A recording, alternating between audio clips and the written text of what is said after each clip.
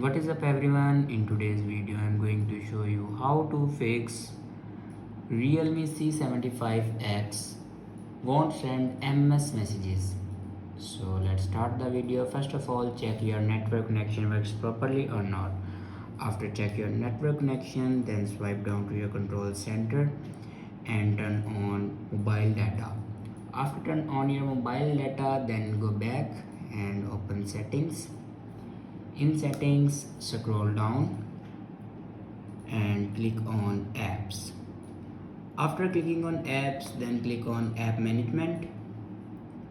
Now scroll down and click on messages app and click on storage usage. Now here you can clear the cache memory of messages app. After clear the cache memory and data of messages app, then go back and click on system and update and click on backup and reset. Now click on reset phone again, and on top you can see the option reset network settings. Now click on it. Now enter your password to reset your network settings. After reset your network settings, then go back to your home screen and restart your device. For restart your device, press and hold power button and then swipe up to restart your device. After restart your device, your problem will be fixed.